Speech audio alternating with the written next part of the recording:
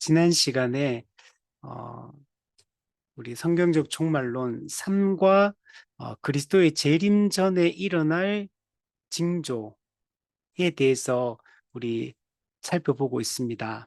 네. 그리스도의 재림 전에 일어날 징조다. 이 말은 재림 직전에 일어날 징조다. 이런 의미는 아닙니다. 그러니까 재림 전에 일어나는 징조가 있다. 이거는 뭐냐면 재림의 징조라기보다는 종말의 징조 이렇게 이해를 해야 됩니다. 우리가 재림의 징조란 말도 쓸 수 있는데 근데 오해의 소지가 있어요. 자꾸 사람들이 재림 바로 직전에 일어날 징조다 이렇게 이해를 하기 때문에 이게 오해의 소지가 있습니다. 그래서 이거는 종말의 징조다 이렇게 이해를 해야 돼요. 근데 재림의 징조라는 용어를 쓸 때 사람들의 머릿속에는 초림부터 재림 전체가 종말이거든요. 초림부터 재림 전체, 예수님의 십자가 초림 사역부터 재림까지 전체가 종말인데 그 종말의 징조, 유일한 구원자이신 예수님께서 구속 사역을 성취하신 이후에 새로운 시대가 도래했다. 그래서 종말이 시작되었다. 종말, 무엇 무엇의 끝이다라는 뜻이죠. 이 세상에 임금 노릇하던 사탄의 그 권세가 끝나기 시작한, 반대로 이야기하면 하나님의 통치가 다시 시작된, 하나님의 특별 통치, 하나님 나라가 다시 회복되고 시작된 그때부터 종말이 시작되었습니다. 그래서 성경에 나오는 예수님이 말씀하시고 또 많은 사도들과 또 성경 기록자들이 말하고 있는 이 내용들은 다 대부분이 종말의 징조에 대한 얘기들이에요. 근데 지금 세대주의 이 신학에 근거해서 왜곡된 이 종말론에 근거해서 이게 재림 바로 직전에 일어날 징조 이렇게 이해되기 때문에 어떤 성경에 기록되어 있는 많은 현상들이라든지 어떤 내용들에 대해서 이제 그런 것들이 나타난다라고 생각이 되면, 아, 예수님 이제 곧 오시겠구나. 임박해 있구나. 예수님이 지금 당장 이제 얼마 후에 재림한다는 그런 전조 또는 징조 현상이다. 이렇게 해석하면서 전혀 엉뚱한 방향으로 사람들의 생각과 또 삶이 튀어버리는 이런 문제점이 있는 겁니다. 그래서 우리가 이걸 재림 바로 직전의 징조라는 이런 개념으로 성경을 이해하면 안 된다. 다 초림부터 재림까지 사탄의 나라가 무너지기 시작하고 하나님의 나라가 회복되어서 하나님의 그 특별 통치, 하나님 나라가 지금 이 땅에 이미 존재하고 있는 이때부터 종말이 시작되었고 성경에 기록되어 있는 내용들은 그 초림부터 재림까지 그 종말의 징조를 이야기하고 있는 것이다. 그러므로 어떤 외적으로 성경에 기록된 어떤 내용들, 어떤 현상들, 이런 것들, 이 사회 현상들, 어떤 시대사적인 어떤 사건들, 이런 걸 보면서 예수님의 재림이 바로 코앞에 와 있다. 이런 식으로 해석하면서 엉뚱하게 이 삶을 왜곡시켜서는 안 된다는 겁니다. 근데 그렇게 하다 보니까 사람 성도들의 마음속에 두려움이 가득해지게 되는 겁니다. 지난번에 코로나가 처음 시작되었을 때도 이 성경에 이제 전염병에 대한 얘기 많다 보니까 이게 예수님 재림하기 바로 직전의 현상들이다. 이런 식으로 해석하고 또 이전에 포항과 경주에서 우리 5.8에 세 번의 지진이 그때 있었잖아요. 그때도 동일하게 아, 예수님 곧 재림하신다고 또 그렇게 해석하고 또 쓰나미나 뭐 어떤 대지진 이런 것들이 전 세계적으로 많이 일어났잖아요. 이런 것도 일어날 때마다 뭐 화산이 폭발하고 뭐 전쟁을 국가 간의 이 전쟁이 21세기에 일어나리라고 우리 상상도 못했는데 지금 우크라이나 러시아 전쟁이 아직 몇 년째 지금 저러고 있고 또 각 지역마다 뭐 그런 전쟁 국가 간의 전쟁도 몇 건이나 지금 일어나고 있고 또 각 지역마다 다 큰 문제들이 많아요. 그러니까 이런 거 있을 때마다 전부 다 예수님 곧 재림하신다. 재림 직전에 이 현상들이 일어나고 있다. 이런 식으로 해석을 다 하고 있고 그러니까 거기에 덧붙여서 음모론이 아니 교회 안에 가득해지게 되고 이런 전혀 엉뚱하게 이 세상의 이 현상들을 해석하는 이런 문제점들이 많다는 겁니다. 그래서 우리가 이 종말의 징조에 대해서 바르게 이해하고 성경에 있는 내용들을 올바르게 이제 성경 전체를 해석하는 것이 여러분 매우 중요합니다. 우리 지난 시간에 예수님이 마태복음 24장을 통해서 말씀하신 그 재림 전에 일어날 징조, 즉 종말의 징조 이 5가지 내용에 대해서 간단하게 우리가 살펴보았는데 거기 보면 복음이 전 세계에 전파될 것이다. 세계 복음화, 세계 선교에 대한 얘기가 나와요. 그리고 두 번째가 교회가 환난과 핍박을 받게 될 것이다. 사람들이 성도들을 환난에 넘겨주고 또 죽일 것이고 예수님의 이름 때문에 모든 민족에게 믿는 자들이 미움을 받을 것이고 서로 잡아주고 서로 미워하는 이런 환난과 이 박해의 이 시간이 있을 것이다 라고 얘기하고 세 번째는 거짓 그리스도, 거짓 선지자들이 출현해서 교회를 미혹할 것이고 수많은 성도들이 믿음을 버리고 배교하게 될 것이다. 이런 이야기를 하고 또 세 번째는 전쟁, 기근 같은 이런 여러 가지 재난들이 일어나게 될 것이다. 난리와 난리의 소문을 들을 것이고 민족이 민족을, 나라가 나라를 대적하여 일어날 것이고 곳곳에 기근과 지진이 있을 것이다.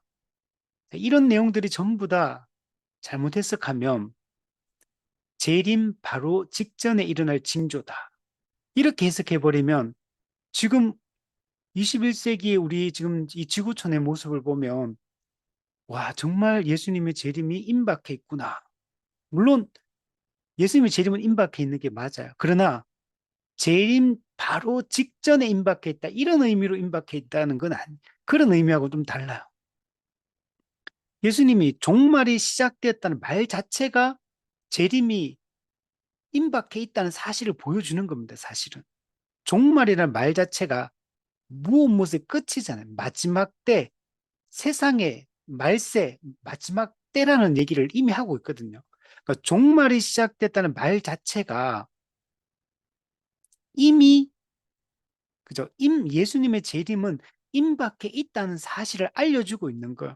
근데 그게 갑자기 이렇게 이루어지는 게 아니고 예수님이 십자가 죽으시고 부활하시고 교회가 탄생하는 순간부터 재림은 임박해 있는 겁니다. 그때부터 종말이 시작됐으니까. 근데 재림 바로 직전에 이 2000년이 지나서 지금 21세기 이런 사건들이 일어나니까 재림 바로 직전이기 때문에 종말이 임박해 있다. 마지막 때다. 이런 의미로 지금 사용하는 건 아니라는 거예요. 전혀 다른 의미입니다. 그거는. 근데 성경에도 보면 이런 일이 있어야 돼. 아직 끝은 아니니라. 끝이 아니라고 하잖아요. 이 모든 것은 재난의 시작이다. 이제 시작에 불과한 거 이런 것들은. 그러니까 이거는 재림 바로 직전에 일어날 일들을 이야기하는 게 아니란 얘기를 하는 거죠. 초림부터 이런 일들이 계속 그 이전에도 이런 일들이 일어나 왔었고 그리고 종말이 시작되면서 이런 일들이 이제 더 명확하게 드러나기 시작한 거. 그 재난의 끝이 아니고 재난의 시작이다. 이렇게 표현하고 있는 거예요. 이렇게 명백하게 이게 표현하고 있음에도 불구하고 이걸 재림 직전에 임박한 사건 이런 식으로 이해하는 것은 잘못되었다라고 얘기할 수 있습니다. 자, 복음서에 이게 보면 크게 이제 예수님이 이 종말의 징조들에 대해서 말씀하는데 크게 세 가지로 분류해서 한번 생각해 볼 수 있는데 하나님의 은혜를 보여주는 이 종말의 징조가 오늘 우리가 살펴보게 될 이 세계 복음화, 세계 선교가 이루어진다. 세계 복음화가 이루어진다. 이게 하나님이 정말 큰 은혜를 우리에게 베풀어 주고 있다는 여러분 증거입니다. 두 번째는 하나님께 대한 이 반역을 보여주는 이 종말의 징조가 있어요. 그게 뭐냐면 박해와 배교입니다. 교회 외부에서 박해하고 교회 내부에서 배교하는 현상이 여러분 일어나는 겁니다. 이거는 하나님께 대한 반역을 보여주고 있는 종말의 징조다. 이것도 다 종말의 징조라는 것. 그리고 세 번째는 역사에 대해서 하나님의 이 역사에 대한 심판을 보여주는 이 징조가 있는데, 이, 이 사회 질서가 혼란해지고 자연이 혼란해지는 내용, 이거는 하나의 심판과 관련되어 있는 거. 이게 이 종말과 초림과 재림 사이 전체 기간에도 이런 하나님의 심판이 임하고 결정적으로 최종적으로는 예수님 재림 때 최후 심판을 통해서 이 심판을 행사하게 됩니다. 우리가 요한계시록에 보면 이 본론부를 구성하고 있는데 보면 뭐가 나오냐면 그러면 일곱 심판 시리즈가 세 개가 등장합니다. 일곱 인 심판, 일곱 나팔 심판, 일곱 대접 심판. 이 세 개의 일곱 심판 시리즈가 등장하는데 일곱 인 나팔 대접 심판. 그러면은 우리가 그냥 볼 때는 이게 순서적으로 쭉 등장하니까 37에 21, 21개의 심판이 있구나. 이렇게 생각할 수 있는데 이거는 그런 게 아니에요. 초림과 재림 사이에 일어날 세상을 향한 하나님의 심판을 세 번 반복해서 설명해 주고 있는 거예요. 하나의 같은 사건을 세 번 반복, 그러니까 인, 나팔, 대접이 모두 다 초림부터 재림 사이에 일어나는 세상을 향한 하나님의 심판, 불신자를 향한 하나님의 심판을 보여주고 있는 거예요. 근데 이제 요한계시록 읽으면서 교회 다니는 사람들이 거기는 막 무서운 심판의 내용들이 막 등장하거든요. 근데 그거 보면서 내가 그런 심판 당하는 줄 알고 성도들이 그런 심판 당하는 줄 알고 막 두려워하고 요한계시록 무섭다 이렇게 생각하는 거예요. 명백하게 하나님을 믿지 않는 세상을 향하여 불신자를 향하여 하나님이 초림과 재림 사이에 이 종말 기간 동안에 하나님이 그들을 심판한다는 얘기고 그 내용에 보면 하나님이 자기 백성인 교회는 보호하신다 이렇게 얘기하고 있다는 거. 근데 교회는 보호해 주시고 교회를 대적하는 세상은 심판하겠다고 하는데 왜 교회가 무서워서 벌벌 떨고 왜 교회가 요한계시록을 읽으면서 무서워하고 그죠? 아이러니하지 않습니까? 우리가 조금만 상식적으로 잘 꼼꼼히 살펴보면 너무 성경은 명백하게 이게 무엇에 대한 얘기인지 언제에 대한 얘기인지를 얘기하고 있는데 이걸 전부 다 왜곡시켜서 지금 많은 사람들이 목회자들도 그렇고 이런 왜곡된 종말론을 계속 전파를 하고 있습니다. 이렇게 된 배경은 한국의 선교사들이 1800년 후반에 들어올 때 그 들어왔던 외국 선교사들이 다 주로 미국 교회에서 많이 들어왔어요. 미국 교회, 또 캐나다, 또 호주 이런 쪽에서 많이 들어왔는데 근데 그때 그 교회들이 미국 교회가 이 종말론에 있어서는 이 세대주의 종말론, 또 우리 신학에서 근본주의 신학, 세대주의 종말론 이런 것들이 하나로 거기에 영향을 많이 받은 사람들이 들어오다 보니까 이게 한국의 이 한국 교회의 종말론이 이 심겨질 때 처음부터 이 세대주의 종말론 이 잘못된 왜곡된 종말론 사상이 한국 교회는 뿌리를 내리게 됐어요. 그래서 한국 교회를 보면 이단의 역사를 살펴보면 초기부터 이 종말론 이단들이 한국에는 끊임없이 일어난다는 것들을 볼 수가 있습니다. 한국에 있는 모든 이단들은 전부 다 이 종말론 이단들이에요. 사이비 교주형 종말론 이단. 이 특징이 이것 때문에 그런 거예요. 근데 이게 당시 미국 신학교의 70%가 70% 많으면 80%까지가 이 세대주의 종말론을 주류 종말론 신학으로 가르쳤고 그 영향을 받은 선교사들이 한국에 들어왔고 한국 교회도 그걸 그대로 접목을 함으로 말미암아 이 한국 교회가 이렇게 이 뭐 신천지나 하나님의 교회 다락방이나 뭐 통일교나 뭐 이 모든 이단들이 전부 다 종말론 이단이 되게 된 겁니다. 그래서 우리가 이 내용들을 잘 이해하고 살피는 게 매우 중요하고 이 종말이라는 걸 우리가 두려워할 일이 아니고 성도 입장에서는 이 종말이 시작됐다는 말이 성도에게는 너무나 영광스러운 이 시작을 얘기해 주는 거고 하나님께서 구원의 역사, 계획하셨던 구원의 역사가 성취되었다는 걸 얘기해 주는 거.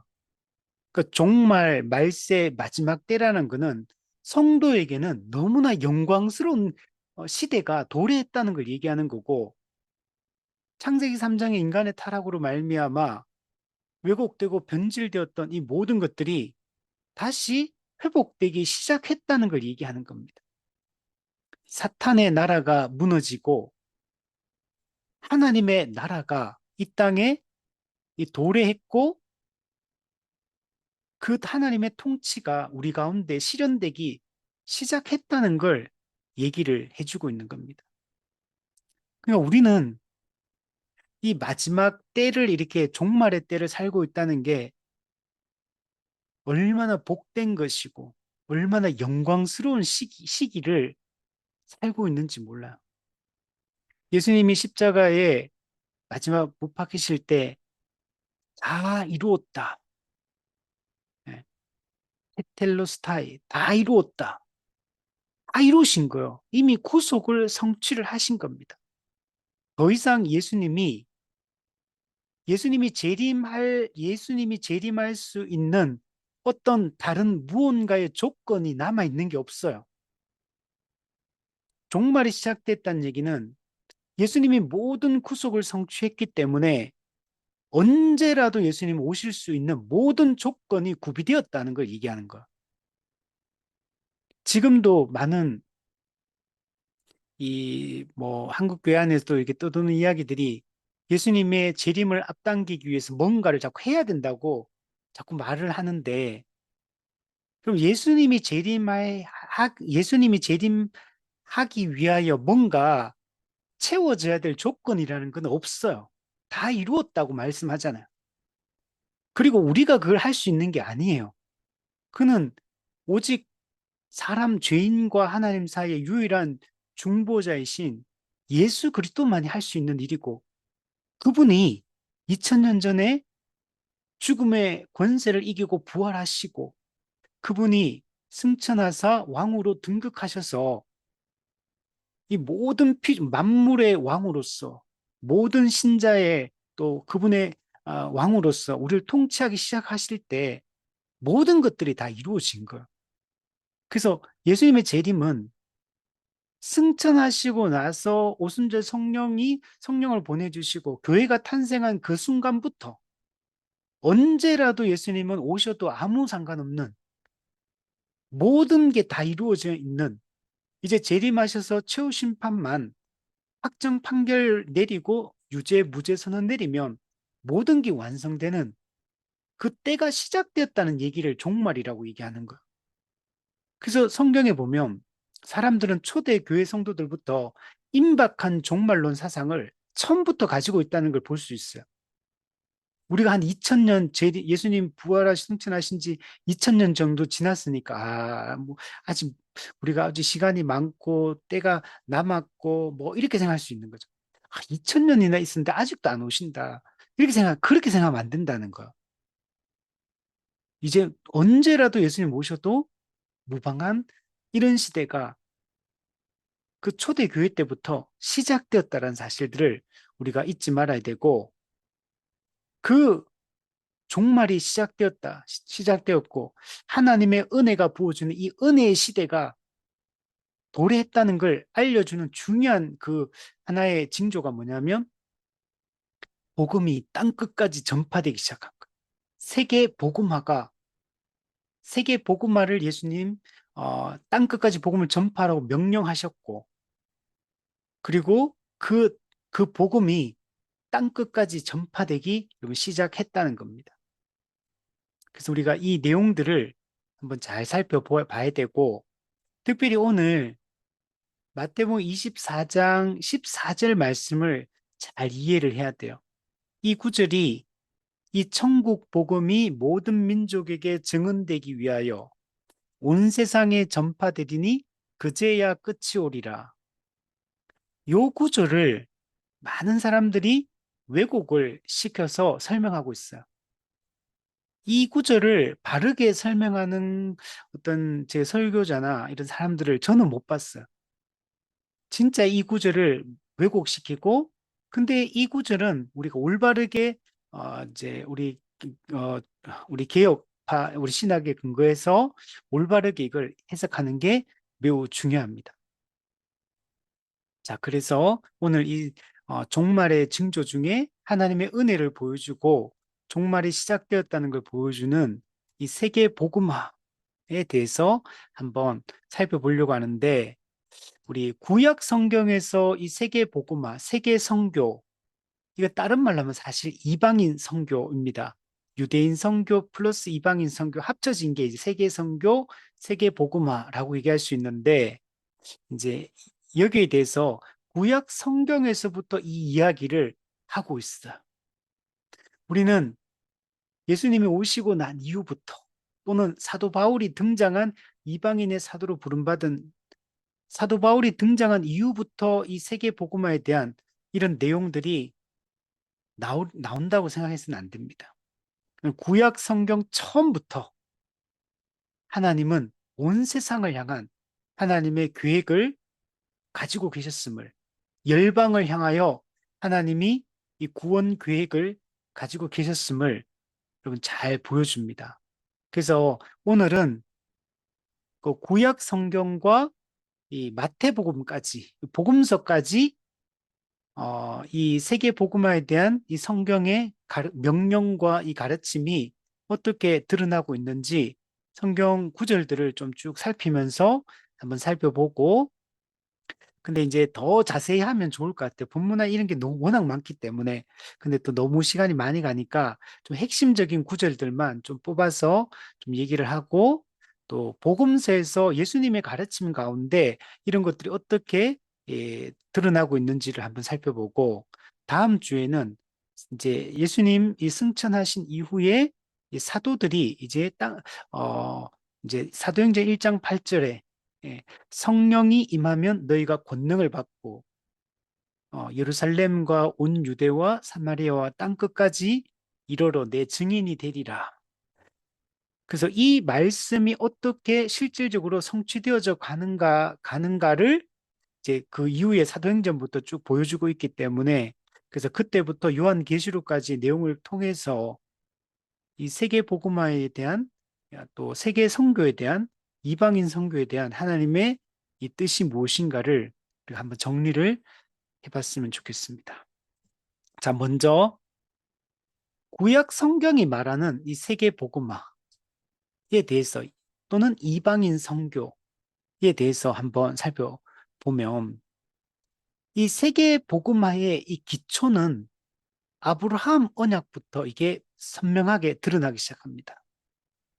하나님이 아브라함을 갈대아 우르에서 우상을 섬기던 이 아브라함을 하나님이 직접 부르시고 약속의 땅 가나안 땅으로 인도해 들이십니다. 그래서 하나님은 12장, 우리 잘 아는 12장 1절부터 3절까지 이 내용을 통해서 그 아브라함 언약의 핵심 내용이 무엇인가를 보여주고, 창세기 15장에서 이제 언약을 실제로 맺습니다. 아브라함 언약을 체결하고 17장에서 아브라함에게 할례를 행하라고 명령하십니다. 할례를 행하는 것은 아브라함이 이제 하나님의 언약 백성이 되었다는 언약의 표징으로 이렇게 그 할례를 받게 됩니다. 이미 하나님의 언약 백성이 되었다라는 걸 보여주는 게 할례예요. 근데 그리고 22장에 가면 이삭을 바쳐라 이렇게 말씀하세요. 그래서 아브라함이 하나님의 말씀에 즉각 순종해서 이삭을 바치는 장면으로 여러분 아브라함 삶이 이어집니다.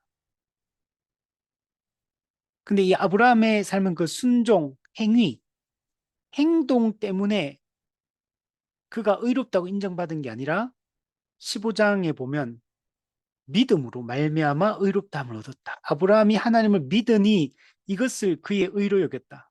그 처음부터 우리 로마스나 갈라디아스에서 이야기하는 율법의 행위로 즉 자기 의와 자기 공로, 율법주의로 의롭다함을 받는 게 아니라 믿음으로 말미암아 의롭다함을 받는다는 이 사실이 이 아브라함 때부터 믿음의 우리 조상이라고 하잖아요. 어떻게 우리가 구원의 은혜를 받게 되는지 그 원리가 이 복음의 원리가 거기서부터 등장을 해요. 여기서 중요한 게 창세기 12장 1절부터 3절이 이건 아브라함 언약을 체결하는 게 아니고 아브라함 언약의 내용을 먼저 설명을 해주고 있는 거예요. 언약의 내용을 설명해 주는 게 12장 1절부터 3절 이게 중요합니다. 우리 출애굽기도 마찬가지예요. 출애굽기도 모세 언약이 중요한데 이 모세 언약을 맺을 때도 19장에서 그 언약의 내용을 먼저 설명해 줍니다. 19장에서. 그리고 20장에서 20장부터 23장까지 10계명과 그 10계명 도덕법의 시행 세칙 판례법인 그 의식법과 시민법, 생활법 이걸 또 구체적으로 알려줍니다. 그는 율법의 구체적인 시행 세칙입니다. 그리고 출애굽기 24장에 가면 실제로 언약을 체결합니다. 언약을 체결하고 난 이후에 하나님께서는 성막을 만들려고 해요. 성막은 하나님의 임재의 상징이에요. 하나님이 이제 언약을 맺었기 때문에 언약 백성인 이스라엘 나라와 이스라엘 백성들과 하나님이 영원히 함께 있겠다는 그 증표로서 내가 너희를 떠나지 않을 것이며 너희 가운데 내가 온전히 임재하며 함께 할 것이라는 걸 이 성막을 통해서 보여주고 있어요. 그러면서 근데 그 전에 주어진 율법을 통해 너희가 율법에 순종하면 이 언약 관계가 잘 이어지지만 그래서 언약적 복을 받게 되겠지만 율법에 순종하지 않으면 너희가 언약적 저주를 받게 될 것이다. 라는 이야기들이 이제 내포가 여러분 되어 있는 겁니다. 자, 어쨌든 그런 내용이 있는데 자, 12장 1절부터 3절에 보면 아주 중요한 내용을 얘기하는데 여기 보면 세 가지를 얘기해요. 너 고향 친척 아비 집을 떠나 내가 네게 보여줄 땅으로 가라. 첫 번째 땅. 두 번째, 내가 너로 큰 민족을 이루고 자손, 백성. 세 번째, 네게 복을 주어 네 이름을 창대하게 하리니 너는 복이 될지라. 근데 이 복이 어떤 복이냐면 이름이 창대해지는 게 뭐냐면 땅의 모든 족속이 너로 말미암아 복을 얻을 것이다. 자, 여기서 땅, 자손, 복에 대한 얘기를 해요. 이게 하나님 나라 3요소를 얘기하는 거. 인간의 타락으로 말미암아 변질되고 깨어졌던 하나님 나라를 다시 회복하겠다는 하나님 나라 회복에 대한 구체적인 약속을 주는 게 아브라함 언약의 핵심이에요. 근데 여기서 중요한 게 이거예요.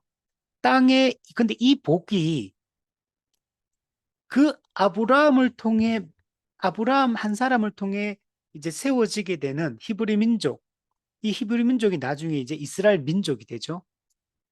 이 한 민족만 위한 것이냐? 아니라는 거. 그러면 처음부터 하나님의 뜻은 땅의 모든 족속이 너로 말미암아 복을 받을 것이라. 처음부터 한 사람 아브라함을 부르신 목적이, 그리고 그 아브라함의 자손으로 예수 그리스도를 보내시는 목적이 땅의 모든 족속, 모든 민족이 이 구원의 복을 받는 것에 하나님의 뜻이 원래부터 있었다는 걸 얘기해 주는 거예요. 이게 매우 중요한 거예요. 그리고 여기서 나중에 이스라엘 민족이 세워지게 돼요. 한 가족이 한 민족으로, 그리고 그 민족에서 이제 나라, 이스라엘 나라로 세워지게 됩니다. 근데 그 이스라엘 나라가 세워진 것도 하나의 목적이 뭐냐, 출애굽기 19장에 보면 제사장 나라가 되게 하며, 제사장 나라 되는 게 이스라엘 민족을 택한 하나님의 뜻이라는 거. 지금 유대교인들이 생각하는 우리는 하나님의 택함 받은 민족, 선민이다. 그러니까 우리만 하나님의 백성이고 나머지는 다 지옥의 불쏘시개다. 이렇게 유대교는 생각을 하거든요. 그 유대교는 그 하나님의 말씀을 자기 후손들에게 물려주지 외부에 이제 가르치지 않아요. 물론 이방인들도 이제 우리도 이스라엘 민족에 편입되겠다 하면은 그들이 이제 받아주긴 하지만, 그냥 기본적으로 선교, 전도라는 개념이 없어요, 거기는. 그냥 후손에게 우리가 선민으로서의 이 지위를, 우리가 그리고 유대인들이 가진 특권을 물려주는 거, 이게 그들의 목적이죠. 근데 성경은 그렇게 말하지 않는다는 거. 처음부터 땅의 모든 족속이 너로 말미암아 복을 얻을 것이다. 이게 처음부터 아브라함을 부르셔서 이스라엘 민족 나라를 만들 때까지 처음부터 이 계획으로 하나님이 하셨다는 걸 알 수가 있습니다. 이게 너무 중요한 겁니다. 여러분, 근데 이거는 오해하면 안 돼요. 모든 족속이 너로 말미암아 이제 복을 받는다 그러니까 세계 모든 민족 중에서 한 사람의 예외도 없이 모든 개개인을 구원해 주겠다, 이런 의미는 아닙니다. 그러니까 세계 모든 민족 중에 하나님의 구원 속으로 민족이 구원의 복을 받게 하겠다, 이런 의미지. 그 속에 있는 개개인들을 다 구원해 주겠다, 이런 얘기는 아니에요. 우리가 민족이 복음화되었다라고 할 때 어떤 개념이 있냐면, 그 민족의 모든 사람에게 복음을 전해서 모든 사람이 복음을 믿게 하는 걸 얘기하는 게 아니고, 기본적으로 그 민족에 들어가서 복음을 전하고 거기에 교회가 세워지고 이 자생적 교회가 세워지면 그 민족은 이미 복음화되었다라고 이렇게 생각을 합니다. 거기 있는 모든 그 뭐 시골의 동네에 사는 뭐 도시만 아니라 시골 동네 뭐 산골짜기까지 찾아다니면서 한 사람 한 사람한테 다 복음을 전해야지 그 민족이 복음화되었다라고 말하는 게 아니고, 예, 말씀이 들어가고 교회가 세워지고 거기에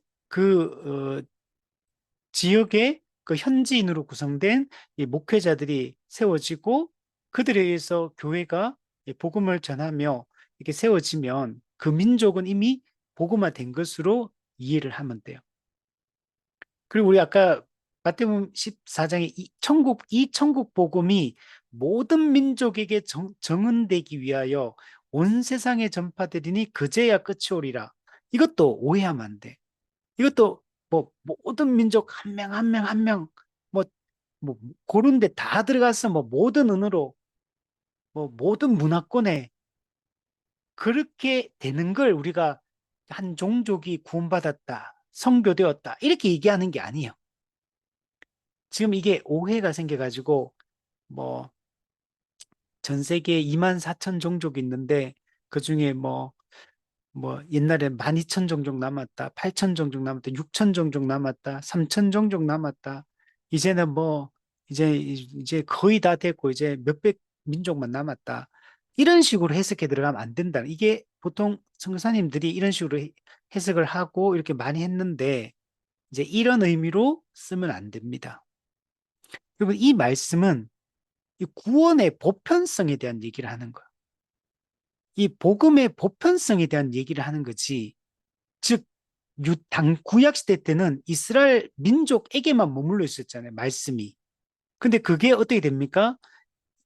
이스라엘 민족을 넘어서 이방인들에게도 복음이 전파되기 시작을 하는 겁니다. 그래서 이, 이 구원의 은혜가 유대인에게서 이방인으로, 그래서 모든 이방인들도 이제 말씀을 듣고 하나님을 알고 믿을 수 있는 이런 시대가 이제 시작되었기 때문에, 그래서 이거는 복음의 보편성, 구원의 보편성에 대한 얘기를 하는 겁니다. 이게 아브라함 때부터 이 말씀이 여러분 주어져 있는 겁니다. 그래서 구약 성경을 보면 구원과 관련해서 모든 족속, 온 땅, 온 천하, 이런 용어들이, 이런 표현들이 너무 많이 등장한다는 거 알 수 있어요. 열방, 열국, 이방 민족들, 이런 표현들이 이스라엘 사람들에게만 이 용어들이 사용되는 게 아니고, 이게 다 이 모든 이방 민족들 동일하게 구약 시대 때부터 이런 용어들이 계속 사용되고 있다. 하나님의 계획이 그것이다. 라는 것들이 등장하고 있습니다. 시편에 보면 열방이 주께로 돌아와 하나님을 예배하게 될 것이다 라고 말해요. 열방이 주께로 돌아온대요. 구약 시대인데 지금 이스라엘 민족이 주님께 돌아오는 이런 게 아니고, 여기 열방은 이방인들이잖아요. 이방 열국이 주께로 돌아온, 그리고 하나님을 예배한대요. 선지서에도 보면 열방이 아브라함의 그 복, 아브라함이 받았던 그 언약의 복에 참여하게 될 것이고, 누구든지 하나님의 그 언약을 지키는 자는 하나님의 백성에 속하게 될 것이다 라고 얘기를 합니다. 그래서 제가 대표적으로 좀 몇 구절만 찾아봤는데, 이사야 19장 24절에서 25절, 혹시 성경책이 있는 분들은 한번 펴서 보면 좋을 것 같아요. 제가 이 구절은 좀 놀랬던 게, 제가 그때 청년 때, 제가 그때 청년기에 이 성경 이사야서 읽으면서 그때 이 구절이 제 눈에 들어왔던 구절인데, 뭐 이런 놀라운 구절이더라고. 이사야서 보면 이방 민족들에 대한 하나님의 심판 얘기가 정말 많이 나오거든요. 근데 그 심판, 이방인들에 대한 하나님의 백성이 이스라엘 민족을 괴롭히는 이방인에 대한 하나님 심판을 이야기하는 내용들 중에, 근데 갑자기 전혀 생뚱맞은 정반대되는 의미의 말들이 막 툭툭 막 튀어나와요. 이사야서를 보면. 그게 보면 19장 24절부터 25절에 보면 그날에 이스라엘이 애굽 및 아수르와 더불어 셋이 세계 중에 복이 될 것이다. 이는 만군의 여호와께서 복주시며 이르시되 내 백성 애굽이요 내 손으로 지은 아수르요 나의 기업 이스라엘이요 복이 있을지어다. 이건 언약의 복을 얘기하거든요. 이 언약의 복은 이스라엘 민족에게만 해당될 것 같은데, 애굽과 아수르는 하나님의 백성인 이스라엘 민족을 계속 괴롭히는 자들이었거든요. 그런데 마지막 때, 그날의 마지막 때에 종말 종말 때에 애굽을 향한 내 백성이라고 하고 아수르를 내 손으로 지었다 그러고, 이, 이 셋이 세계 중에 복이 될 것이다. 이렇게 표현이 되어 있다는 거. 그 놀랍지 않습니까?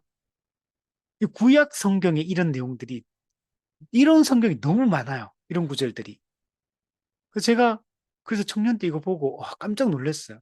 아니 이런 구절도 있구나. 이렇게 이게 너무 생뚱맞게 그 전체 맥락과 너무 안 맞아 보이는데, 근데 갑자기 이런 게 툭툭툭 튀어나와요.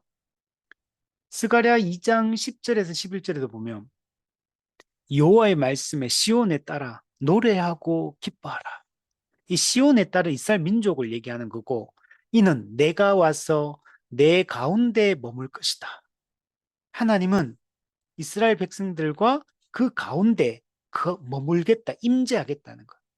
거기에 장막을 치고 함께 거하겠다라고 말씀하시면서 또 이런 말씀 뒤에 보면 그날에 많은 나라가, 이 그날은 종말을 얘기합니다.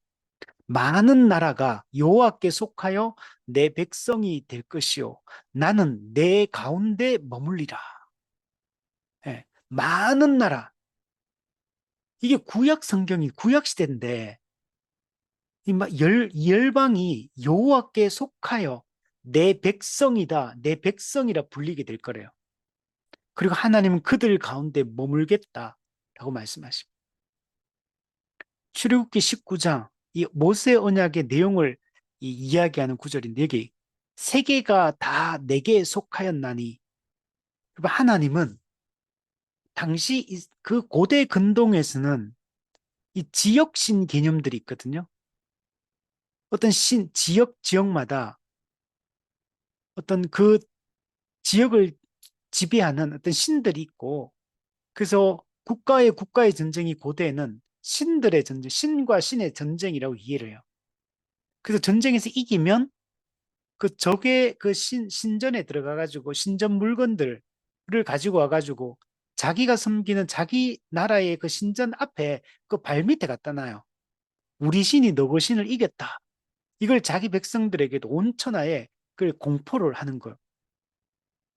그게 예전에 언약궤 다곤 블레셋에게 뺏기고 그 언약궤를 다곤 신전에 갖다 두잖아요. 그리고 바벨론 포로될 때 다니엘서에 보면 그 성전의 기물들을 바벨론 신전에 갖다 두고 이런 일들이 그게 다 그 당시의 배경이거든요. 근데 하나님 뭐라고 말씀하냐면 세계가 다 내게 속하였다. 하늘과 땅에 있는 것 중에 내가 하지 않은 것이 있느냐? 다른 시편에도 보면 모든 것을 하나님이 창조하셨고 지배하셨고 모든 것이 하나님의 것임을 얘기합니다. 그러면서 이스라엘 민족을 왜 모든 민족 중에서 내 소유가 되게 했느냐?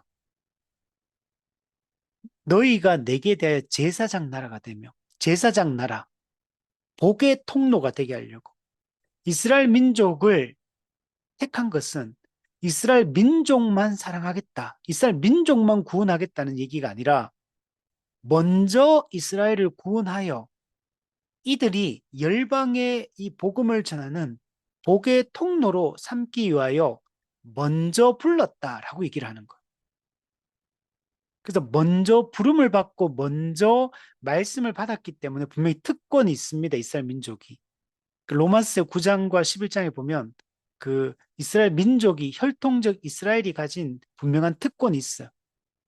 먼저 그리스도도 거기에 났고 말씀도 거기에 주어졌고 그러니까 특권이죠 일종의. 그러나 똑같아요.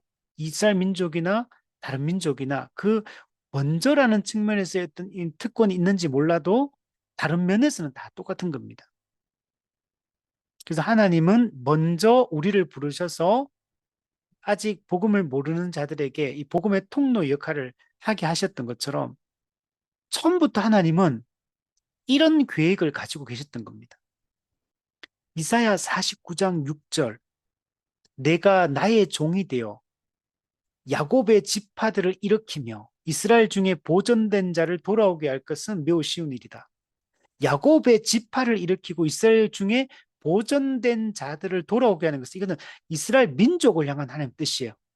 이스라엘 민족을 놓지 않을 것이고 이스라엘 민족을 하나님이 우뚝 세우겠다, 회복시키겠다라는 얘기하는 거고 자, 근데 거기서 끝나는 게 아니에요. 내가 또 너를 이방의 빛으로 삼아 나의 구원을 베풀어서 땅 끝까지 이르게 하리라. 예, 너를 이방의 빛으로 삼아 예, 이스라엘의 빛으로 삼는 게 아니고 이방의 빛으로 삼아서 하나님의 구원을 베풀고 땅 끝까지 이르게 하겠다. 이스라엘 민족에게 이르게 하는 게 아니에요. 땅끝까지. 시편 22편 28절 29절. 여호와는 모든 나라의 주제시다. 모든 나라의 주인이십니다. 세상의 모든 풍성한 자가 먹고 경배할 것이다. 이스라엘 민족만 풍성히 먹고 그 하나님께 경배하는 게 아니에요. 세상의 모든 민족이 주께로 돌아올 것. 진토 속으로 내려가는 자, 곧 자기 영혼을 살리지 못할 자도 다 그 앞에 절하리로다. 진토 속으로 내려가는 자, 자기 영혼을 살리지 못할 자, 이거는 뭘 얘기하냐면 다른 현대인의 성경에 보면 흙으로 돌아가는 모든 인류가 그에게 경배하리라. 모든 인간, 여기는 유대인도 이방인 다 포함되어 있는 거예요. 그들 중에 하나님 택한 모든 자들이 하나님을 경배하게 될 것이다. 이사야 56장 7절. 여기도 보면 내 집은 만민이 기도하는 집이라. 예, 내 집은, 이 성전은 이스라엘만 기도하는 집이 아니에요. 이스라엘만 제사하는 곳이 아니에요. 만민이 기도하는 집이 성전이다라고 얘기합니다. 그래서 참 성전이신 예수 그리스도가 오셔서 그를 믿는 누구든지, 유대인이든 이방인이든 그를 믿는 누구든지 구원의 복을 받게 되는 겁니다. 우리 잘 아는 요나서, 요나가 그게 니느웨 하나님이 가서 말씀을 전하라 그러니까 그들은 우리 원수인데 제가 왜 갑니까? 하여가 안 가고 그 물고기 그 바다에서 떨어져가 물고기 뱃속에 갇혀가지고 또 하나님이 또 설득해가지고 나중에 또 니느웨 가긴 가죠. 갔는데 잘 되나 한번 보자. 이렇게 이런 마음으로 가가지고 그래 있는데 하나님께서 말씀하시죠. 이 큰 성읍 니느웨는 좌우를 분별하지 못하는 자가 12만여 명이요. 가축도 많이 있나니 내가 어찌 아끼지 아니하겠느냐. 이 아수르, 우리 역사 속의 아시리아, 이 니느웨는 그 수도거든요. 이 아시리아, 이 하나님 백성을 늘 대적했던 사람들이에요. 공격하고 이스라엘을 괴롭혔던 사람인데, 근데 여기도 여러분, 좌우를 분별하지 못하는 이 영적 어리석음과 무지함에 빠져 있는 자들인데, 근데 하나 여기서도 내가 아끼지 아니하겠네 이렇게 말씀하세요. 이게 나중에 로마서 11장에 가면 로마서 11장은 아주 중요한 본문이거든요. 11장에 하나님의 전체 구원 계획이 다 담겨 있어요. 핵심은 이겁니다. 원래 그 어, 유대인들이 이제 복음을 예수님 안 믿고 안 받아들이니까 이 말씀이 어디로 향하는 이방인에게 복음이 향해요. 그러니까 하나님이 보고 이방인들 복음 전하니까 유대인들이 또 시기 질투가 나가 또 하나님을 잘 믿기 시작해요. 그래 결국은 어떻게 되느냐? 이방인 중에 충만한 숫자가 주께로 돌아와서 하나님을 섬기게 될 것이고, 또 유대인 중에 충만한 숫자가 주께로 돌아와서 하나님의 구원 은혜를 누리게 될 것이다. 그래서 유대인의 충만한 수 플러스 이방인의 충만한 수, 이게 신약의 에클레시아, 여러분 교회가 되는 겁니다. 이게 하나님의 궁극적인 하나님의 뜻이에요. 그래서 하나님은 구약 시대 때부터 이게 하나님의 뜻이라는 사실을 명백하게 계속 보여주고 있어요. 물론 구약 성경이 이스라엘 민족 중심으로 다 이야기가 전개가 되지만 그러나 먼저 이스라엘 부르신 목적이 무엇인가를 계속적으로 보여주고 있다는 걸 알 수 있어요. 하박국 2장 14절 또 이사야 말씀 보면 물이 바다를 덮음 같이 여호와의 영광을 인정하는 것이 세상에 가득하리라. 모든 세상의 모든 족속들 가운데 하나님의 영광을 인정하게 될 것이다. 여러분, 바다 얼마나 큽니까? 근데 그 큰 바다를 물이 다 덮어버리잖아요. 물이 바다를 덮은 같이 여호와의 영광을 인정하는 것이 세상에 가득하리라. 그럼 결국 이건 성취가 되죠. 이거는 구약 시대 때는 혈통적 이스라엘에게 머물러 있다가 이게 신약에 넘어오면 이게 이방인 선교가 시작되면서 열방까지 가요. 그러나 아직까지도 어떻습니까? 지금도 여전히 복음을 거부하는 수많은 영혼들이 있죠. 우리 대구도 이번에 그 이제 보니까 대구 기독교인 한 10%도 안 되더라고. 10%도 안 되지. 90%는 안 믿잖아요. 한국 전체적으로도 비슷한 것 같아요. 한 90%는 다 하나님 안 믿고 불신자들이에요. 한 10% 정도만 내가 믿는다고 말하는 사람들이고. 근데 하나님 그런데 나중에 어떻게 됩니까? 예수님 재림하시면 이 세상은 최후 심판을 받습니다. 그리고 모든 불신자들이 사탄과 함께 타락한 천사들과 함께 모든 불신자들이 마지막 이 정죄와 이 심판을 당하여 영원한 불과 유황이 타는 못에 지옥에 던져지게 됩니다. 그러면 이 갱신된 세상에는 이 세상에서 누구만 남습니까? 삼위 하나님과 선한 천사들과 신구약의 구원받은 하나님의 백성들만 이 세상에 남게 되는 겁니다. 그것도 그렇습니까? 그럼 세상 전체가 물이 바다를 덮은 같이 세상 전체가 여호와의 영광 인정하는 시대가 완성이 되는 거예요. 지금은 그 과도기에 있는 거죠. 지금 그 길을 향해 지금 나아가고 있는 겁니다. 스가랴 2장 11절 그날에 많은 나라가 여호와께 속하여 내 백성이 될 것이요 나는 내 가운데 머물리라. 말라기 1장 11절 해 뜨는 곳에서부터 해 지는 곳까지 이방 민족 중에서 내 이름이 크게 될 것이라. 우리 맨날 찬양 이거 많이 부르잖아. 해 뜨는 데부터 해 지는 데까지 주 이름 찬양 받으리. 여러분, 여기 하나님의 뜻이 담겨 있는 거. 이 모든 이방 민족 중에 해 뜨는 데부터 해 지는 데까지 하나님의 이름이 크게 될 거. 제가 말라기 성경 연구하다가 이 용어가 몇 번 등장하거든요. 열국 중에 이방 민족 중에 하나님의 이름이 영광을 받고 크게 될 것이다라는 내용이 몇 번이나 등장해요. 말라기 성경, 말라기는 어떤 시대냐면 포로기한한 이스라엘 백성들이 또 정신 못 차리고 또 헛짓거리하고 막 하나님의 언약을 업신여기고 파기하고 막 그런 장면이에요. 그래서 성전을 닫았으면 좋겠다. 이 더러운 재물을 가지고 와서 예배드리는 거 내가 역겨워서 못 참겠다 그러면 성전문을 그냥 닫았으면 좋겠다. 이렇게 말씀하시는 내용이 말라기 성경이에요. 그리고 말라기 1장부터 4장까지 구약의 마지막 성경이 기록되고 나서 신구약 중간기 400년 동안 하나님이 아무런 계시를 하지 않습니다. 그래서 이 신구약 중간기를 암흑기라고 해요. 암흑기, 영적 암흑기. 하나님이 더 이상 한 번도 멈추지 않았던 하나님이 말씀하신 하나님인데 그 하나님이 그냥 딱 입을 닫아버립니다. 400년 동안. 여러분 역사적으로 이런 때가 없었어요. 그만큼 시대가 어두운 시대예요. 사사시대도 보세요. 그렇게 악해도 하나님은 계속 말씀하시고 자기 백성에게 찾아오시는 분인데 신구약 중간기 동안에 그렇거든요.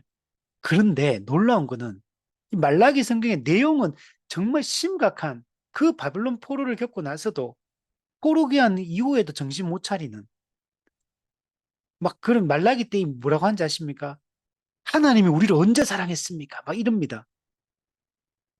하나님이 우리를 언제 사랑했습니까? 하나님의 사랑을 막 의심하고 막 제사를 업신여기고 막 11조도 안 하고 하나님을 부정하고 착취하고 막 간음하고 음란하고 막 성적으로 엄청나게 타락하고 물질적으로 타락하고 그이는 제사장도 왕도 선지자도 다 제대로 된 그 역할들을 못하는 이런 시대거든요. 그 내용들이 다 그런 거예요. 그런데 그 계속 얘기하는 게 이방 민족의 내 이름이 크게 될 것이다. 이방 민족 중에 내 이름이 크게 될 것이다. 이 얘기 계속하고요. 또 하나 하는 게 선지 엘리야를 내가 보내주겠다. 그리고 주가 임할 것이다. 언약의 사자가 임할 것이다. 이 선지 엘리야는 세례 요한을 얘기하고 메시아의 선구자, 언약의 사자는 메시아 예수 그리스도를 상징해요. 이렇게 하나님이 그분이 지금 무엇을 하고 어떤 구속의 계획을 가지고 이 구속사를 전개해 나가고 계신지가 이렇게 너무나 선명하게 드러나요. 또 이렇게 말해요. 각 처에서 내 이름을 위하여 분향하며 깨끗한 제물을 드리리니 이는 내 이름이 이방 민족 중에서 크게 될 것이다. 그럼 이게 실제로 그렇게 되잖아요. 이방 민족 중에 하나님의 이름이 크게 됩니다. 각처에서 동서남북 모든 곳에서 깨끗한 재물을 가지고 하나님께로 나오게 됩니다. 지금 이 아까도 말했지만 말라기 시대는 더러운 재물 막 가지고 오고 흠 있는 재물 가지고 오고 그래서 하나님이 제사가 역겨워서 성전문을 닫아서 더 이상 제사 드리지 못하게 하라고 이렇게 하나님이 책망하시는데 근데 그 같은 성경에 각처에서 하나님의 이름을 위하여 깨끗한 재물을 가지고 와서 분향하게 될 것이라고 얘기를 하고 있는 거예요. 놀랍지 않습니까? 하나님의 계획은 한 번도 이렇게 멈춘 적도 없고 하나님의 계획이 뒤틀린 적도 없고 결국 하나님의 뜻은 그 시기마다 타락하고 어두워진 이런 세상이었지만 그 하나님의 열심히 언약하신 대로 하나님께서 그 신실하게 이 언약을 지켜나가고 계시는 것들을 볼 수가 있어요. 그래서 우리가 이 구약 성경을 볼 때 이 구속사적 맥락으로 하나님이 이 어떻게 그 구원 계획을 성취해 나가는지 그 구속사의 그 이면에 흐르고 있는 이 하나님의 구속사를 우리가 읽어 나가는 게 중요합니다. 또한 여러분 출애굽할 때 수많은 이방 잡족들이 이스라엘에 편입되어서 들어옵니다. 라합, 룻, 이방 여인들이 하나님의 백성에 들어옵니다. 밧세바, 우리아의 아내 밧세바, 이것도 이방 여인, 헷 여인.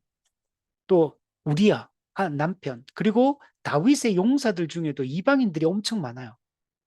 그들이 다 언약의 복을 다 받고 있는 것들을 볼 수 있습니다. 여러분, 이방인을 포함하는 이 세계 복음화는 구약 시대 때부터 계속되고 있었고, 거기서부터 시작되었고, 그때부터 예고되고 있었다는 걸, 이게 본격적으로 이게 성취되는 것은 신약에 넘어와서 이루어져요. 근데 그는 나중에 이제 사도 바울 시대 때부터 이제 본격적으로 이방인 선교가 시작이 되는데, 근데 그 전에 예수님께서도 예수님의 말씀을 통해서 예수님의 사역을 통해서 예수님이 이 땅에 오셔서 십자가에 지신 목적이 무엇인지를 명확하게 여러분 설명해 줍니다. 신약 성경은 구약 성경보다 훨씬 더 많이 이 이방인 선교에 대해서 세계 복음화에 대해서 이 말씀해 주고 있는 것들을 볼 수 있습니다. 마태복음에 보면 이런 이방인 선교에 대해서 이렇게 정말 많은 내용들이 이 마태복음뿐만 아니라 이 복음서 전체를 통해서 얼마나 많이 드러나는지 모릅니다. 자, 첫 번째로 예수님은 세계 복음화가 종말과 불가분의 관계에 있음을 역설을 하고 있습니다. 제가 아까 처음에 서두 얘기했던 마태복음 24장 14절 요 구절이 중요해요. 자, 요 구절은 우리가 성경 한번 찾아서 한번 보세요. 요 구절을 잘 이해해야 돼요. 이게 많이 왜곡되어 있기 때문에 자, 그냥 눈으로 그냥 봤을 때는 이 천국 복음이 모든 민족에게 증언되기 위하여 온 세상에 전파되리니 그제야 끝이 오리라 하니까 예수님이 끝이 오려면 예수님이 다시 오시려면 천국 복음이 모든 민족에게 증언돼야 되는구나. 이 천국 복음이 온 땅 가운데 이 전파되어야 돼. 세계 복음화가 이루어져야지만 예수님이 다시 오시겠구나. 그 우리 생각하니까 이제 선교사님들이나 또는 많은 이제 이런 얘기를 하시는 분들이 우리가 종말을 예수님의 재림을 앞당기기 위하여 우리가 열심히 세계 선교합시다. 세계 복음합시다. 이제 이런 메시지가 이제 던져지게 되는 거죠. 그래서 우리가 마지막 남은 과업을 완수합시다. 예. 예수님의 재림을 우리가 앞당기기 위하여 열심히 전도합시다. 선교합시다. 이제 이렇게 그럼 마음이 뜨겁잖아요. 마음이 그죠? 주의 재림을 우리 꿈꾸며 이제 열심히 세계 선교 전도를 해야 되는구나. 이제 이렇게 우리가 생각을 하게 되죠. 그러니까 복음을 전파하고 땅 끝까지 복음을 전파라는 말씀은 예수님이 직접 하신 말씀이니까 유언으로 하신 말씀이니까 이건 너무 중요한 말씀이에요. 그러니까 이 말씀 자체가 틀렸다는 게 아니라 우리 당연히 복음을 전파해야 될 교회의 사명이 있죠. 이 땅에 지금 신학의 교회가 해야 되는 딱 두 가지거든요. 교회답게 현존하는 거. 이게 가장 중요하고 두 번째는 복음 복음의 빚진 자로서 사랑의 빚진 자로서 이 복음을 전파하는 이게 교회가 해야 될 가장 중요한 두 가지 이제 이 땅에서 일이다라고 할 수 있는데 그게 맞는데 근데 이 마태복음 24장 14절은 이제 그런 어떤 모든 민족 뭐 이렇게 다 각 민족마다 이게 복음화해야 된다. 그러니까 이건 아직 안 이루어졌고 예수님 재림할 때까지 이제 우리가 열심히 해가지고 이제 2만 4천 종족 다 구원하고 6,800개 언어로 성경을 다 번역해가지고 모든 민족 2만 4천 종족을 다 주께로 돌아오게 하자. 이런 식으로 해석해 가서는 안 된다는 거. 여러분, 이 마태복음 24장은 예수님 재림하기 전까지 이루어내야 될 어떤 과제가 아닙니다. 마태복음 24장 14절은 이미 초대교회 당시에 이미 성취된 말씀이에요, 이거는. 이거는 바울 시대에 이미 성취된 말씀이에요. 이 구절을 재림 직전까지 이걸 우리가 해야 되는 우리의 사명이다. 이렇게 해석하면 안 돼요. 이 구절은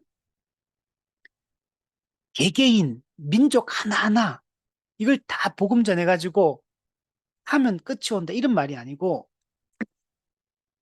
이미 천국 복음은 모든 민족에게 이미 정언이 다 됐습니다. 그제야 끝이 온다 그랬잖아요. 그러면 이 그제야 끝은 이게 종말이 시작된다는 얘기하는 거. 이미 이 구절은 바울 당시에 다 성취되었다라고 얘기를 하고 그래서 종말이 시작되었다라고 얘기를 하는 겁니다. 그래서 이거는 앞서 아까 얘기했던 복음의 보편성에 대한 얘기를 하는 거예요. 원래 이 말씀이 유대인에게 머물러 있었는데 근데 이 복음이 이방인들에게도 전파되기 시작했고 이방인들도 주께로 돌아오기 시작했다. 복음이 유대인을 넘어 이방인에게까지 이게 바울 당시에 이미 전파되었고 당시에 땅끝이라고 이해되었던 로마 제국 전체에 이미 바울 당대에 땅끝까지 복음이 다 전파가 된 겁니다. 그래서 이 말씀은 다 성취된 것으로 이해를 여러분 우리가 해야 되는 것입니다. 이 구절을 성경을 보면 알 수가 있어요. 성경에 이 용어들을 쓰는 것들을 보면 알 수 있거든요. 골로새서 1장 23절에 보면 이 복음은 천하 만민에게 전파된 바요. 천하 만민에게 이미 다 전파되었다라고 얘기하는 거. 바울 당시에 초대교회 당시에 복음은 천하 만민, 우리 천하 만민은 모든 민족을 다 말하는 거잖아요. 천하 만민에게 이미 다 전파된 바요 이렇게 말하는 사도행전 11장 28절에도 보면 여기도 보면 그 중에 아가보로 하는 한 사람이 일어나 성령으로 말하되 천하에 큰 흉년이 들리라 하더니 글라우디오 때에 그렇게 되니라. 여기서 흉년이 드는데 어디에 드냐면 천하에 큰 흉년이 든다. 그러면 사도행전 11장이 기록될 때 그때 글라우디아 그 로마 황제 시대에 천하에 큰 흉년이 들었다 할 때 이 천하는 뭘 얘기하겠습니까? 당시 땅끝이라고 이해되었던 로마 제국을 얘기하는 거, 로마 제국을. 로마 제국 전체가 그 당시에 로마 제국이 전체 지배하고 있었기 때문에 이 로마 제국 전체의 복음이 이 전파되고 흉년이 들었다. 이런 의미로 쓰고 있는 겁니다.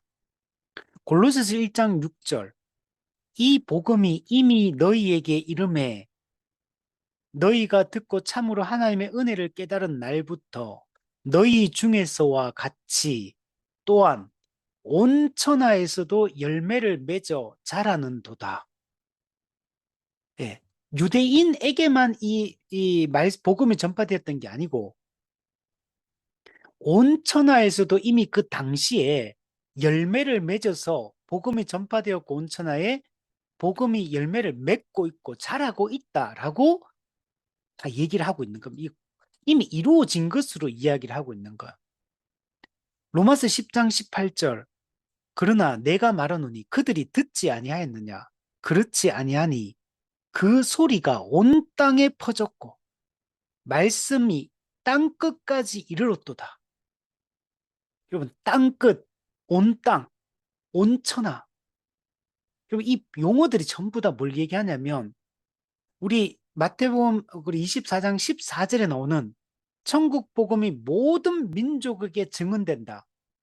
그 모든 민족이 다른 편지들에 온 땅, 온 세상, 온 천하, 뭐 땅 끝.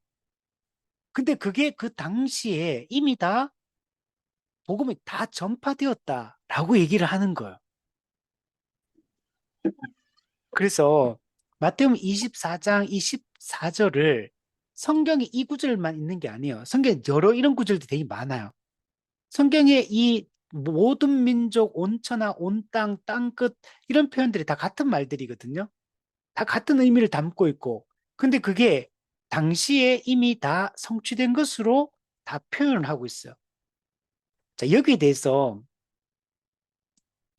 신학자들도 여기에 대해서 이제 얘기를 합니다. 우리 개혁파 신학자들의 이 해석들을 보면 이걸 다 1세기 때 성취된 것으로 다 이해하고 있다는 것들을 알 수가 있습니다. 한 두 가지만 한번 얘기해 보면 첫 번째, 샘 스톰스라는 신학자가 있는데 이분이 개혁주의 무천년설 옹호라는 이 천년왕국에 대한 책을 썼어요. 우리 개혁주의는 무천년설, 이게 원래 종교개혁자들의 원래 원주장이거든요. 저도 이 무천년설을 지지하고 이게 가장 성경적으로 성경 전체를 올바르게 해석하는 방법이다. 그래서 이 샘 스톰스가 이 개혁주의 무천년설 옹호라는 이 책에 보면 이런 얘기를 해요. 나는 이 문장을 우리가 살고 있는 21세기 세계의 관점이 아니라 주후 1세기 AD 1세기에 살았던 사람들의 훨씬 제한된 관점에 비추어서 읽을 것을 권한다. 이렇게 말해요. 그러니까 이 마태복음 24장 14절은 오늘 우리 21세기를 사는 우리가 아직 예수님의 재림을 고대하며 살고 있는 우리가 예수님 재림 전까지 이루어내야 돼. 그런 사명으로서 세계 복음화의 사명으로서 이 구절을 사용해서는 안 된다는. 제가 아까 서두에 얘기했던 것처럼 종말이 시작됐다는 얘기는 예수님이 중보자로서 우리 구원을 위해서 해야 될 일들을 다 마쳤다는 얘기야. 다 이루었다. 이미 다 끝냈기 때문에 종말이 시작될 수 있는 거야. 그래서 대적에 대해 승리하고 마귀의 권세를 결박 무력화시키고 하나님의 나라가 다시 회복될 수 있게 돼요. 그래서 이미 하나님 나라가 이미 임한 하나님 나라, 하나님 나라의 현재성을 얘기할 수 있어요. 사탄의 나라가 파괴되고 하나님의 특별 통치, 하나님 나라가 다시 시작됐다는 말 자체가 종말이 시작됐다는 얘기고, 종말이 시작됐다는 말은 예수님의 중보자로서의 구속 사역이 구원을 위해서 이루어야 될 중보 사역이 다 이루어졌기 때문에, 즉 십자가 죽음이 우리의 모든 죄의 문제를 다 해결하는 100%다 해결하는 사건이기 때문에 다 이루었다라고 얘기를 하는 거예요. 그래서 종말의 시작이 된 거예요. 그래서 이제 그 종말이 시작됐고 그 결과로 교회가 오순절 성령이 오셔서 교회가 탄생했고 그 이 마지막 이 종말의 때를 살아가는 이 교회가 탄생해서 그 그리스도의 통치를 받으며 현재 우리가 살고 있는 사실 자체가 이미 다 성취되었다는 걸 얘기를 하는 거예요. 아직 뭔가를 이뤄내야 되고 예수님이 재림할 수 있는 어떤 조건을 우리가 채워야 되는 게 아니라는 거예요. 그럼 하나님의 나라가 임하고 완성이 되는 거는 다 하나님의 주권적인 뜻에 있는 거지. 사람의 어떤 노력이나 사람의 어떤 행위가 그 예수님의 재림을 앞당기거나 하나님의 나라를 완성하는데 어떤 기여를 한다거나 그건 말도 안 되는 소리예요, 그거는. 그런데 지금 이 마태복음 24장 14절을 예수님 재림을 앞당기기 위해서 우리가 세계 복음합시다. 이런 식으로 한다면 예수님의 십자가 사역과 예수님의 사역이 불완전하다는 얘기를 하는 거. 예수님의 사역의 불충분성을 주장하는 것과 같은 거예요, 그거는. 이게 얼마나 위험한 생각인지 뭐. 그런데 이게 지금 우리가 어릴 때부터 계속 들어왔던 사상이 이제 이런 사상인 거. 그 또 하나 얘기하는 게 있어요. 두 가지, 예수님의 재림을 앞당기기 위해서 두 가지 해야 된다. 하나는 땅 끝까지 복음을 전파 세계 복음화야 돼. 요거 한 가지 하고 한 구절 한번 찾아볼게요. 마태복음, 마태복음이 아니라 로마서 우리 11장 26절. 아까 로마 11장이 중요하다 그랬죠? 로마서 11장 우리 26절, 25절부터 보면 로마서 11장은 정말 은혜로운 장이에요. 하나님의 이 궁극적인 하나님의 뜻이 무엇인가가 명백하게 드러나 있거든요. 자, 25절 보면 형제들아 너희가 스스로 지혜 있다 하면서 이 신비를 너희가 모르기를 내가 원하지 아니하노니 이 신비를 너희가 알았으면 좋겠다라고 바울이 얘기해요. 자, 이 신비가 뭐냐? 이 신비는 이방인의 충만한 수가 들어오기까지 이스라엘의 덜어는 우둔하게 된 것이라. 그래서 이스라엘이 우둔하게 됨으로 말미암아 이방인들에게 복음이 전파되고 이방인들이 충만한 숫자가 구원받기 시작한 거예요. 그걸 잘 보여주는 게 우리 11절 한번 11장 11절. 그러므로 내가 말한 잠깐만요. 네. 내가 말하노니 그들이 넘어지기까지 실족하였느냐. 그들은 이제 이스라엘 사람들, 유대인들을 얘기합니다. 그럴 수 없느니라. 그들이 넘어짐으로 이스라엘 백성이 유대인이 넘어짐으로 구원이 이방인에게 이르러 이스라엘로 시기 나게 함이니라. 자, 이스라엘이 시기 질투가 생겨. 시기 질투가 구원을 이방인들이 막 구원받아서 막 하니까 또 자기들이 이제 질투가 나가 또 하나님을 잘 믿어요. 자, 12절에 보면 그들의 넘어짐이 유대인의 넘어짐이 세상의 풍성함이 되며 이방인들의 풍성함, 이방인들이 구원 많이 받는다는 얘기요. 자, 그들의 실패가 즉 유대인의 실패가 이방인의 풍성함이 되거든 하물며 그들의 충만한 미리요. 즉 유대인의 충만한 미리요. 이렇게 즉 유대인들도 나중에 주교로 많이 돌아오게 되거든요. 자, 다시 그러고 나서 26절 한번 보세요. 그래서 이 신비는 이방인의 충만한 수가 들어오기까지 이스라엘 들어는 우둔하게 된 것이라. 그리고 나서 그리하여 그리하여 온 이스라엘이 구원을 받으리라. 예, 그리하여 앞에 그 내용을 기반으로 자, 여기서 중요한 게 온 이스라엘, 온 이스라엘이 구원을 받으리라. 그러니까 이제 또 이걸 어떻게 해석하냐면 혈통적 이스라엘 이들이 지금 저 이스라엘 땅에 지금 살고 있는 저들이 하나님께로 주께로 돌아와야 되는구나. 그러면 예수님이 재림하는구나. 그래서 이게 두 가지 조건인 거. 그래서 뭘 하냐면 이스라엘 회복 운동을 하는 거. 혈통적 이스라엘, 육적 이스라엘의 그들이 회복돼야 예수님이 재림하기 때문에 그 운동을 지금 이제 그런 왜곡된 종말론을 가진 분들이 이 활동들을 하고 있는 거예요. 그 두 가지. 예수님의 재림을 앞당기기 위하여 그래서 이스라엘 민족, 혈통적 이스라엘 민족이 주께로 돌아와야 돼.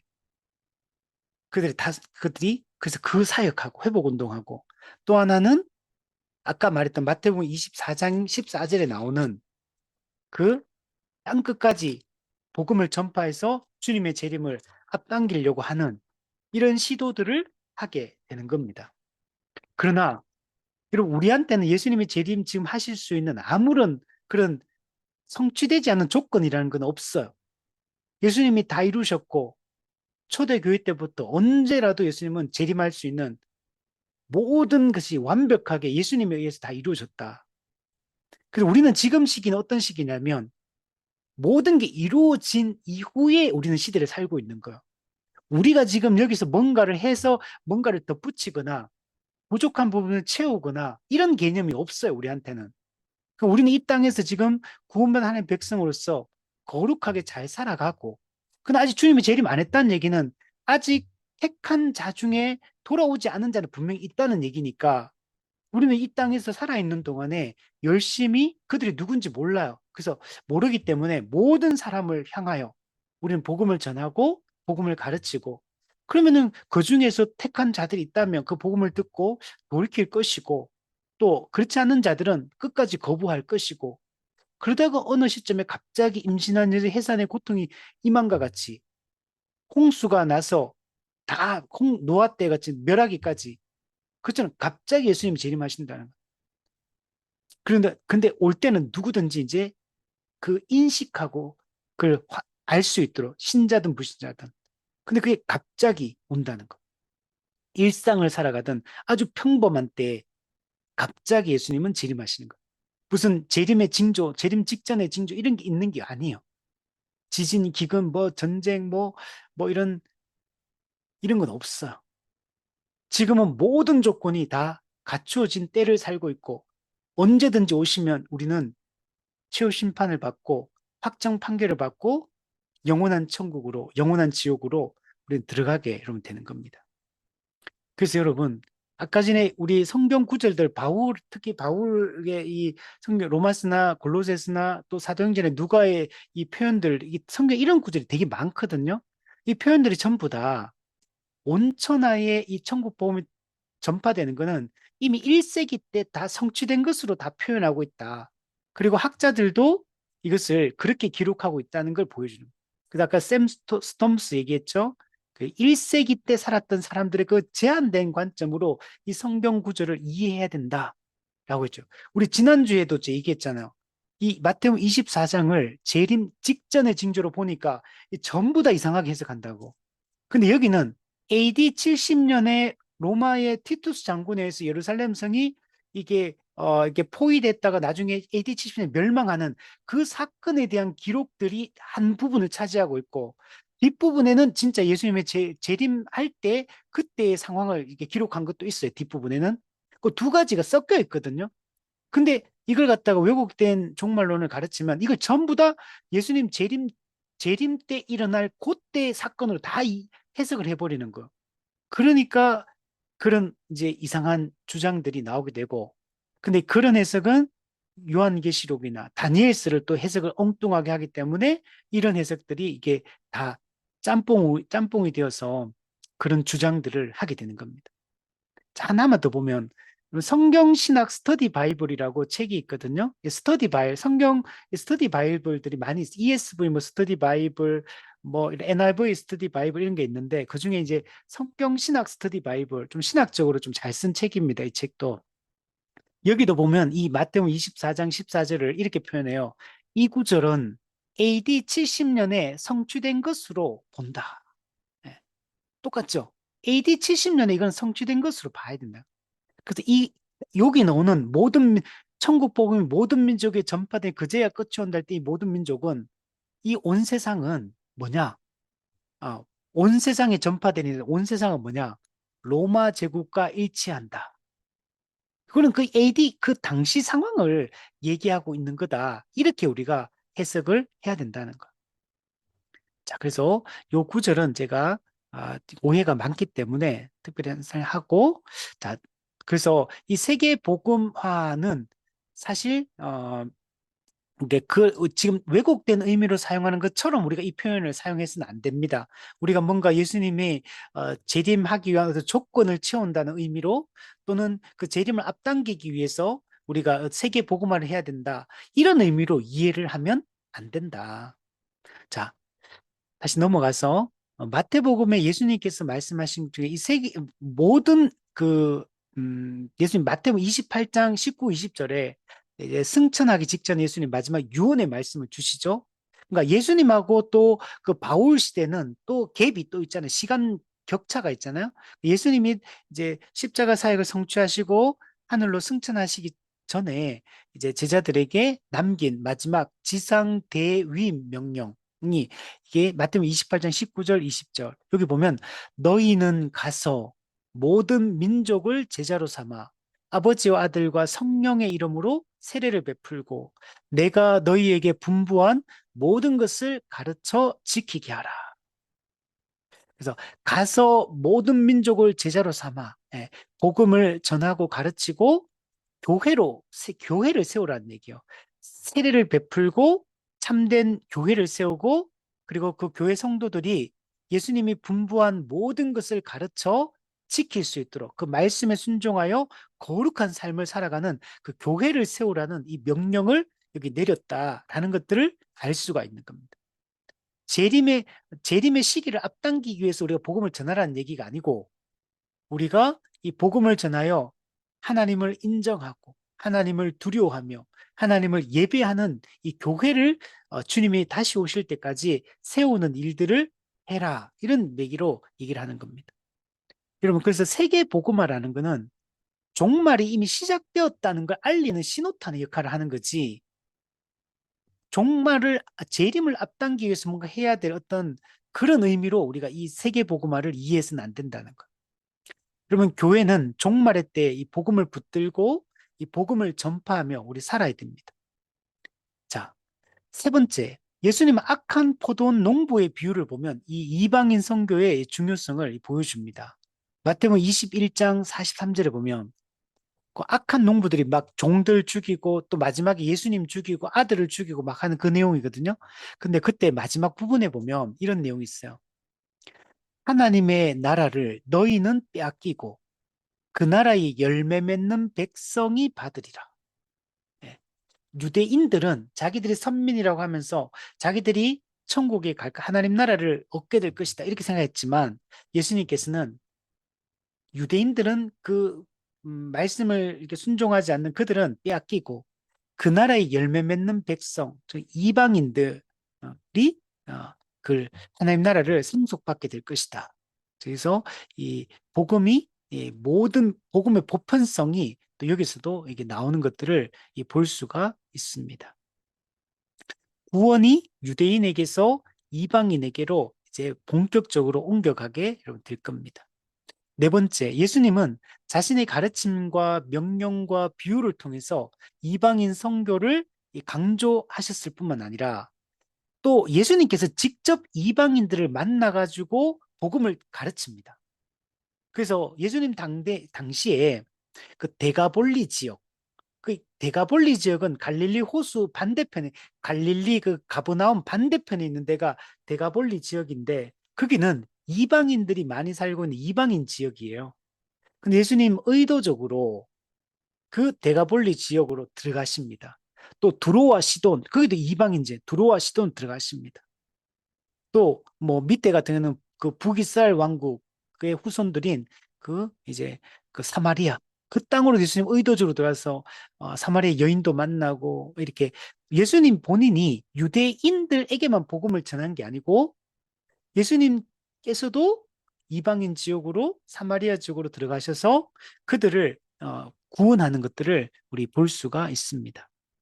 예수님 자신이 이 온 땅에 이 복음이 전파되는 것에 이 본이 모범이 되는 것을 알 수 있어요. 다섯 번째는 우리 마태복음 1장에 보면 예수님을 아브라함의 자손이다, 다윗의 자손이다 이렇게 소개가 되고 있거든요.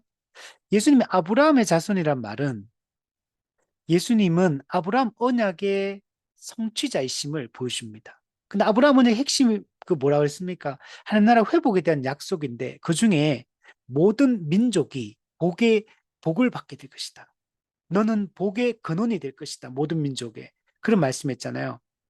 참된 아브라함의 유일한 자손이신 예수 그리스도에 의해서 모든 민족이 누구든지 예수님을 구원자로 믿고 돌이키는 자들은 이 구원의 복을 받게 될 것을 보여주고 있습니다.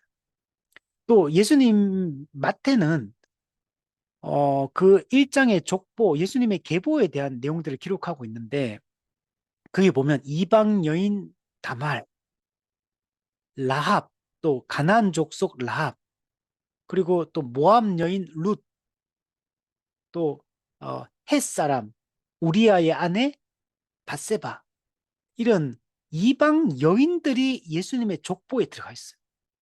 원래 족보라는 거는 혈통적 이 계보잖아요. 혈통적 계보. 근데 이 혈통적 계보를 이어가는데 이방 여인 아주 중요한 4명의 사람이 여기에 들어가 있는 걸 볼 수 있거든요. 이거는 뭘 보여주냐면 예수님의 베푸시는 구원의 은혜로 말미암아 장차 앞으로 수많은 이방인들이 이제 주께로 돌아오게 될 것을 이 4명의 예수님의 족보에 들어가 있는 이 4명의 이방 여인들이 또 그것을 보여주고 있는 겁니다.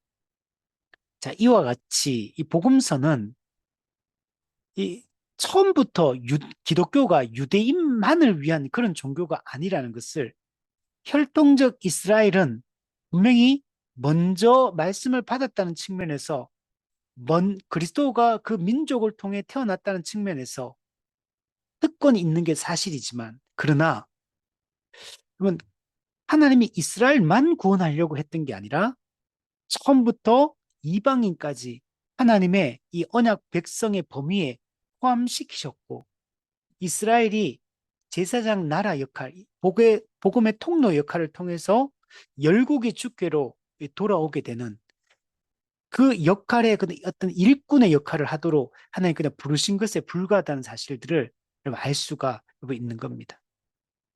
그래서 오늘 정리하면